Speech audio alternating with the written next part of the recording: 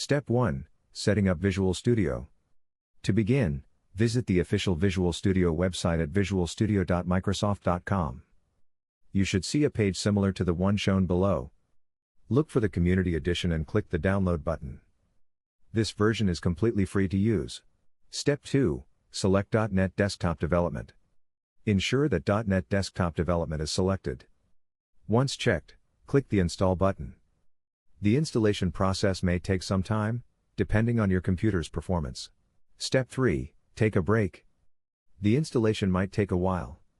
So this is a great time to grab a coffee, soda, or your favorite snack. Sit back and relax while Visual Studio sets itself up.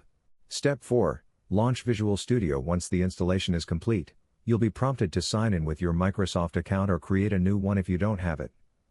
If you prefer to skip this step, simply select the Not Now, Maybe Later option to proceed. Step 5. Get ready to code. In the next section, we'll create our first program and learn how to download lottery data from the internet to your computer. I'm excited to guide you through this process. Until then, see you soon.